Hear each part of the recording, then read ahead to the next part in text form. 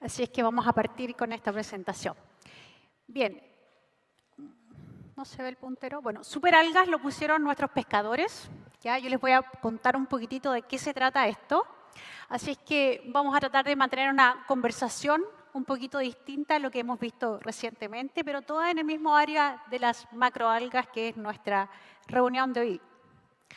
Como sabemos entonces, los bosques marinos tienen una gran importancia debido a que son los productores primarios de dichos ambientes. Tenemos distintos colores, entonces cuando uno se mete al mar, deja de ver este gris de los edificios y vuelve a descubrir esos colores que están ahí compenetrados, en donde viven un montón de otros organismos asociados a ellos.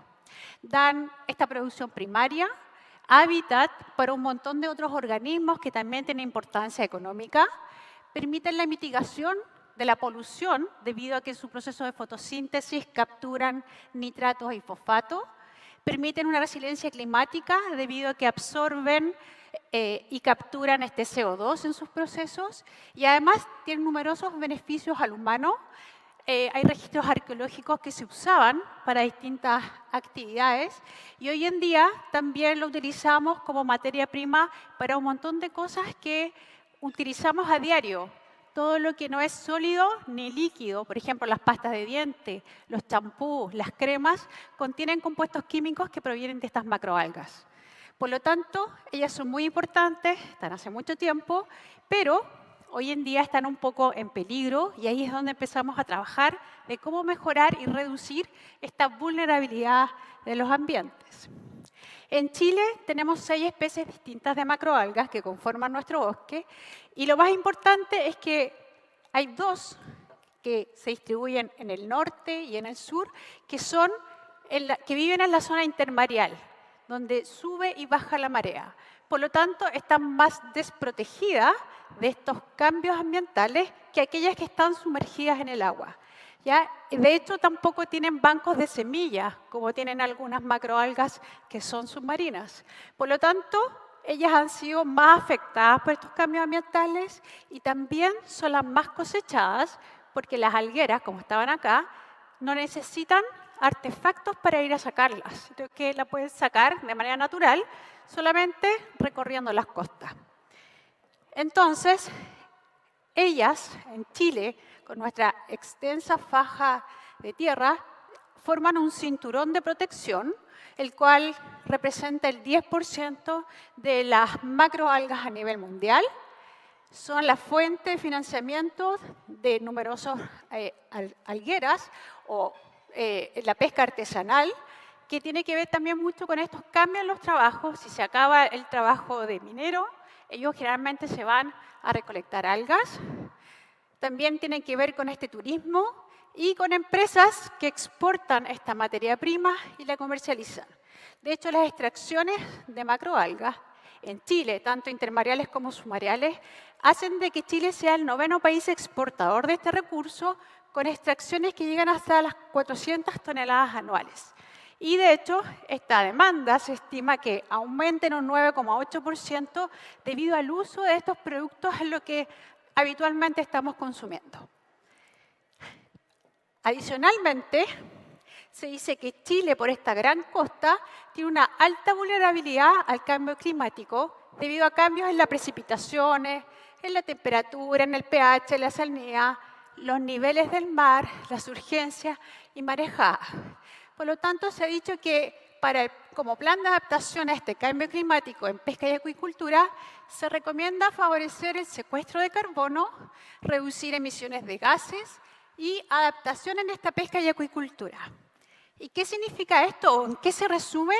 Que lo que se debe hacer es preservar entonces estas macroalgas que secuestran CO2 como una solución que está basada en la misma naturaleza, ¿ya? Sin embargo, vemos que, como tienen gran importancia económica, el manejo, la preservación no ha sido suficiente para mantenerla. De hecho, algunos trabajos que hemos hecho proyectándonos hacia el 2050 para esta especie intermareales, con los 4 modelos que han sido descritos desde el más dramático para Chile o al menos dramático, con modelos de nicho, podemos ver entonces que la distribución, por ejemplo, para la zona everteroana, que es para el 2021 eso, para el 2050 habría una pérdida de su distribución del 66,6% debido a estos cambios climáticos, y en la zona central sería refugio y podría expandirse hacia el sur si es que las condiciones son adecuadas. Y para la zona espicata ocurre un mismo patrón. Esta distribución actual tendríamos una pérdida en esta zona central de un 54,7%, el sur sería su refugio y podría distribuirse de manera mejor hacia el sur de Chile y la zona más de Magallanes. En este contexto, entonces, nuestros bosques actuales, debido a la sobreexplotación y además lo del cambio climático, generaría que las poblaciones naturales no puedan restaurarse de manera natural, y se ha estimado que la pérdida de 1 hectárea de estos bosques de macroalgas es una pérdida de 30 millones de pesos de Chile, ¿ya? Debido a los servicios ecosistémicos que ellas proveen. Por lo tanto, ya que la preservación no fue suficiente, lo que nos queda es repoblar o restaurar como una solución basada en la naturaleza. Sin embargo, hay problemas. En realidad hay problemas de nosotros como científicos o los que queremos repoblar. Primero, hay una baja diversidad genética, probablemente debido a que como zona intermareal, cuando baja la marea, las esporas se mueren. Entonces, hay poco desplazamiento de estas esporas. Lo otro que pasa es que tienen ciclos de vida complejos, con alternancia de generación macroscópica y microscópica en distintos periodos del año. Entonces, uno no lo puede hacer en cualquier momento del año. Y tercero, donde viven, hay un fuerte oleaje en esta zona. Entonces, uno queda así como, chuta, ¿qué hacemos? ¿Ustedes creen que esto es problema para los organismos de manera natural? Ellos se la arreglan, ¿no? Y como dicen por ahí, más sabe el diablo por viejo que por sabio. Y mi profesor, ya retirado, Bernabé Santelices, con sus alumnos, de hecho, dato anecdótico, Julio fue su primer alumno y yo fui su última alumna, empezamos a trabajar en este organismo que se llama la quimera de Arezzo. Y ustedes pueden ver que es un tigre o un león con una cola de serpiente y un cuerpo de un alce. Este superorganismo asolaba las costas y mataba a todos los otros organismos. Bueno, nos dimos cuenta que esto ocurría de manera rutinaria en estos organismos cuando dos organismos coalescianos se fusionaban, generando un individuo que era genéticamente distinto. Esto lo descubrimos en especies de macroalgas verdes, rojas y las pardas que están en Chile. Y entonces la pregunta fue, ¿podríamos usar esto? ¿Alguien más sabe dónde ocurren este tipo de procesos en la naturaleza? Es a diario, es más común. Cuando ocurren trasplantes, la persona que recibe se transforma en una quimera. Hay microquimerismo entre una madre y su hijo mientras están en gestación. Incluso cuando uno hace injertos en plantas para mejorar la producción, está haciendo una quimera. Entonces, este proceso que ocurre de manera natural, lo trabajamos para poder mejorar las cepas y con ellas repoblar. ¿Cómo ocurre este proceso? Acá nosotros estamos viendo una lesonia, dos discos que los unimos en la base. Este es un corte para poder ver las células. Las células de la corteza que están ahí muy gruesas se agrandan en la zona de contacto, cambian su morfología e incluso este es un zoom de dos células genéticamente distintas. Este viene del B, el otro viene del A y generan conexiones entre ellas que se llaman plasmodesmatas. Y estas conexiones entonces hacen de que el individuo sea un individuo robusto y único, que responde como una sola entidad. Por lo tanto, lo que vamos a tener es un disco quimérico, pero que cuando emergen los ejes, como va creciendo, va a ser genéticamente homogéneo y sobre todo acá, donde está la estructura reproductiva, no va a haber interferencias genéticas. Pero vamos a encontrar un individuo que va a ser muy distinto a lo que todos dicen. Si nos analizaran los pies con la cabeza, es genéticamente distinto abajo y arriba genéticamente homogéneo. Bien, nos fuimos entonces a ver, bueno, esto ocurre en la naturaleza, charqueamos algunas algas, le sacamos tejido de todas partes y le hicimos un test de paternidad genético. Y lo que encontramos es que en estas especies intermareales, la frecuencia de quimeras, que eran plántulas con varios genotipos, era tan alta que rodeaba entre un 47 y un 100% de frecuencia. O sea, las plantas se la estaban arreglando solitas de cómo mejorar la sobrevivencia, la diversidad y cómo vivir en dichos ambientes. Después hicimos seguimientos. Acá podemos ver 4 discos de Lawsonia en un tiempo cero y esto después de 3 meses. Se fusionaron. Estas fusiones incrementan automáticamente el tamaño, aumentando su biomasa y permiten una mayor disponibilidad de hábitat de invertebrados, una mayor capacidad de competencia en estos ambientes que son inhóspitos, una mayor tolerancia a las herbivorías, es grande, es más difícil comérselo, y lo más importante, que fueron frecuentes en ambientes expuestos al oleaje, por lo tanto, eran mucho más robustos. Por lo tanto, con estos datos, dijimos, bueno, podemos usar estas superalgas para mitigar el cambio climático, y lo que hicimos en estas 2 especies fue caracterizarlas, ¿ya?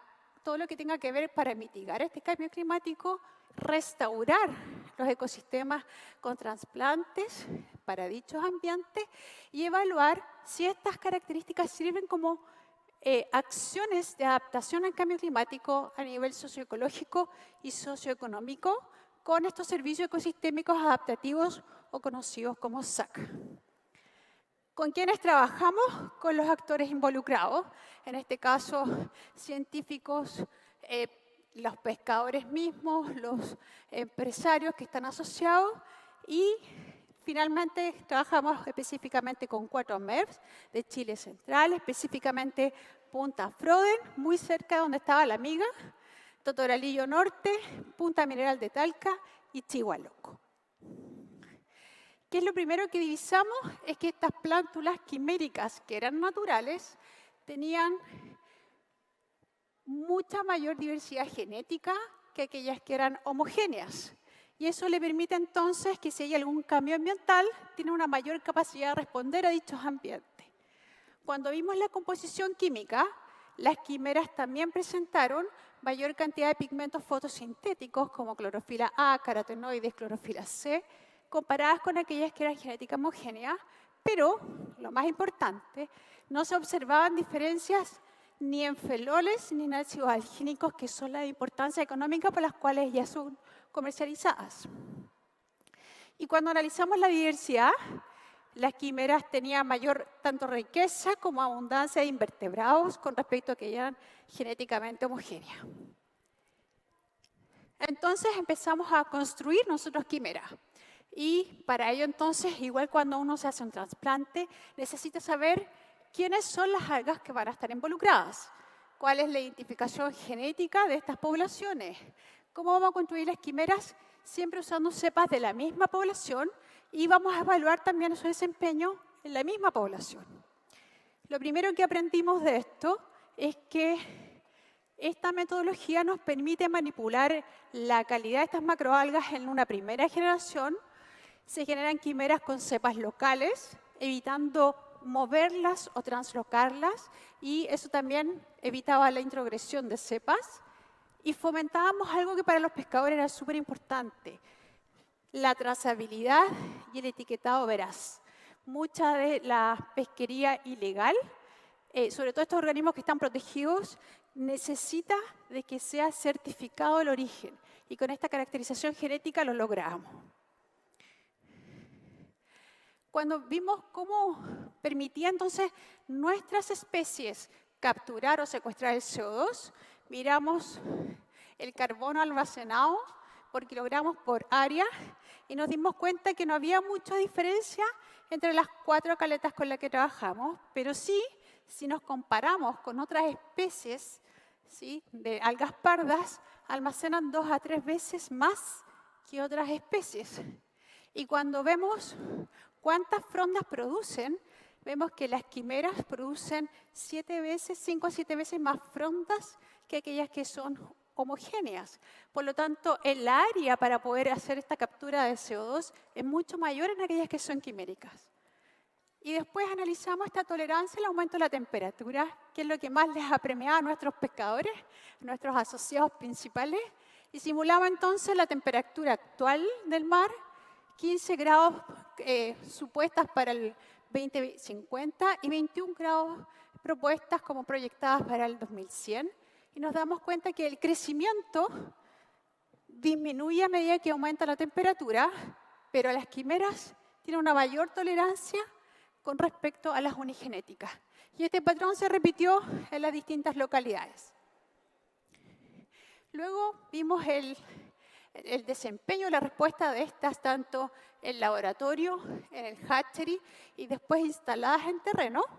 Y nos dimos cuenta de que de manera general usar estas superalgas, como le llaman ellos, duplica la sobrevivencia y el crecimiento, aumenta el número de frondas fotosintéticas 5 veces, aumenta esta diversidad genética 4 veces y aumenta la abundancia de invertebrados, que es su servicio ecosistémico, 1,5 veces.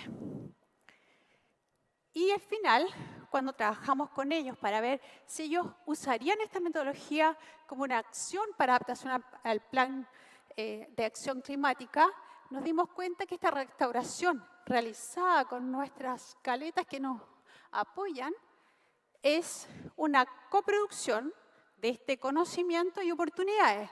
Analizamos en conjunto cómo podíamos mejorar la cosa a nivel ambiental, ecológico, tecnológico y experimental. De hecho, estamos muy ansiosos en poder seguir esto y pasar de estas escalas piloto a escalas mayores por esta importancia en donde ellos aprendieron a cómo cultivar, a cómo ponerlas, a cómo instalarlas, a cómo seguirlas en el tiempo.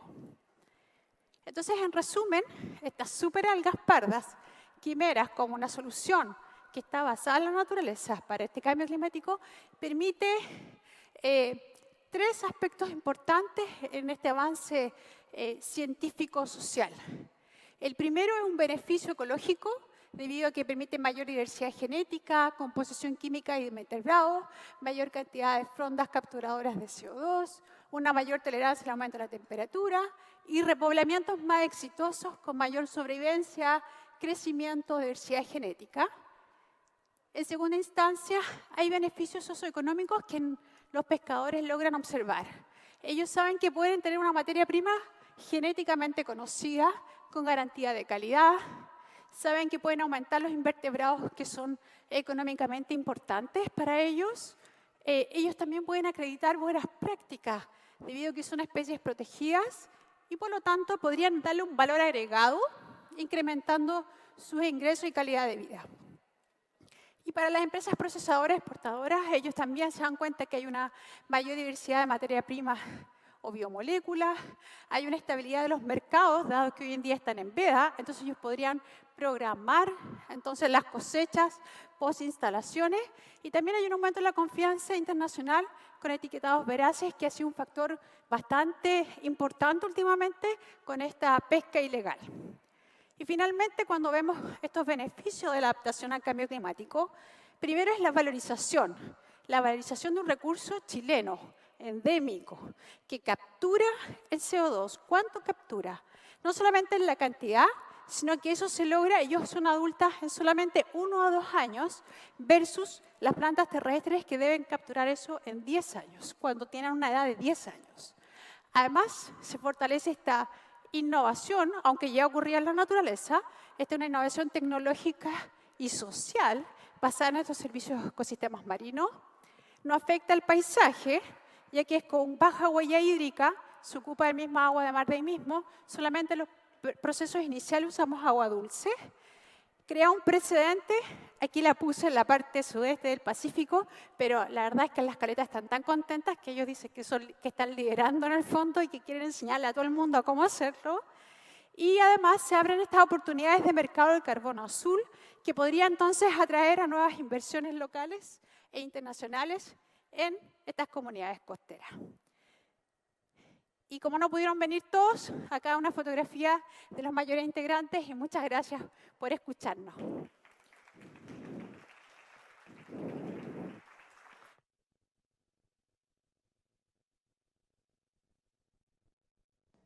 Muchas gracias, Alejandra, por mostrarnos este superorganismo mutantes, las quimeras, y vemos cuando hay más diversidad siempre es mejor.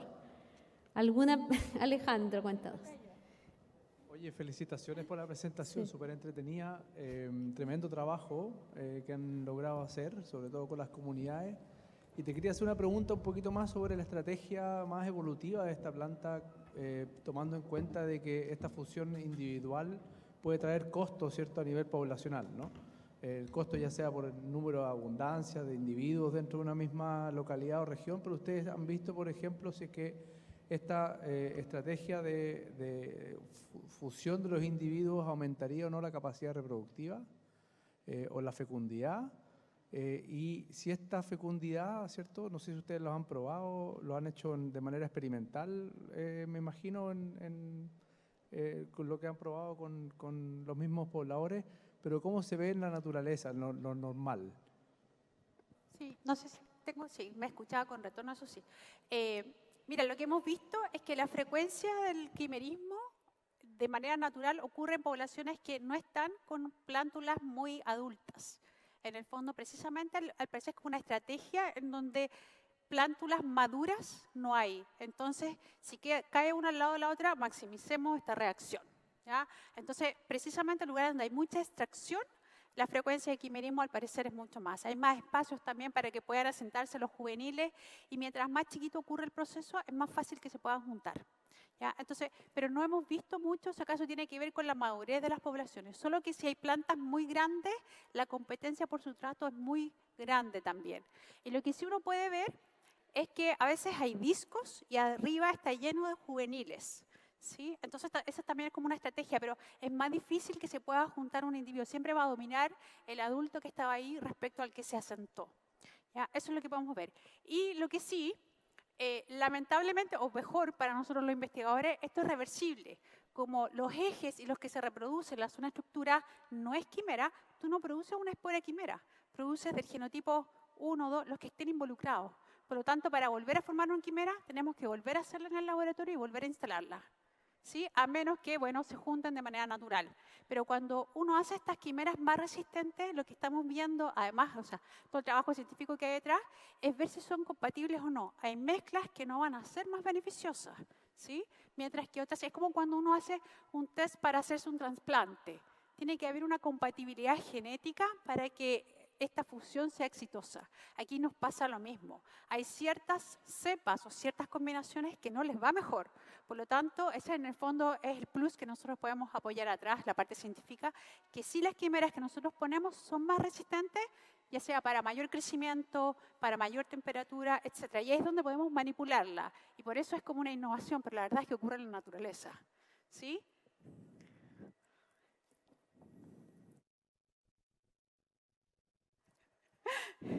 Esto no es tongo. Ale, felicitaciones por la presentación. Ciencia aplicada, si la hay. ¿Cómo visualizas cómo continúa este desafío? ¿Ustedes encontraron a estas quimeras? ¿Saben que esto es una solución basada en la naturaleza? Ahora, ¿quién continúa con el trabajo?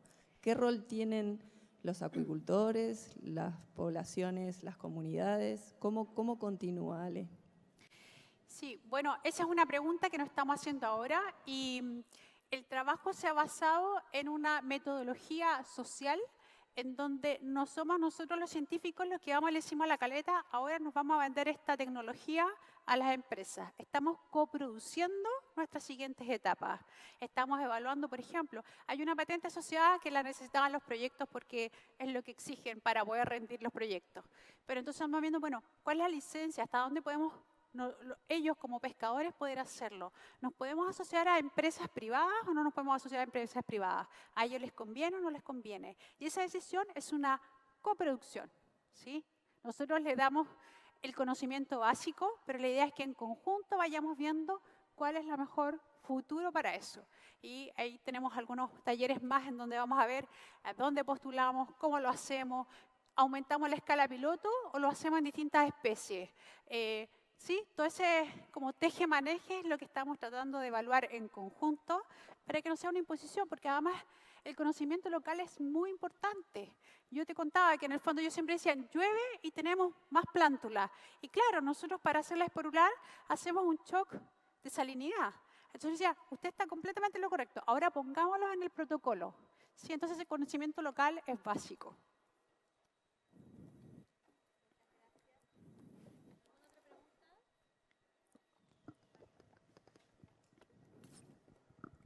Felicidades también, buenísima, buenísima la presentación. ¿Cómo están midiendo un poco las cosas en términos de sistemas locales? ¿Dónde están trabajando en el fondo? ¿Cómo están midiendo los crecimientos? ¿Son muestreos humanos o tienen algún tipo de sistema? No, este está en donde pega la ola. Perfecto. Entonces tenemos que poner un traje e ir donde pega la ola, lo cual ha sido este año terrible porque las mareas han estado pésimas, mucha marejada. Entonces hay mucho más allá que pasa por la parte biológica, sino que de poder hacer de que las apernamos con taladro, con roto martillo, hacemos sustratos. Entonces se va un poco más allá de la biología y tiene que ver con una parte más ingenieril de cómo las instalamos. Ellos siempre tienen respuesta y nos dicen, señorita, traiga, no sé, tornillos, roscalatas de esto, del 8, y lo vamos mejorando. Pero ha sido un aprendizaje en conjunto.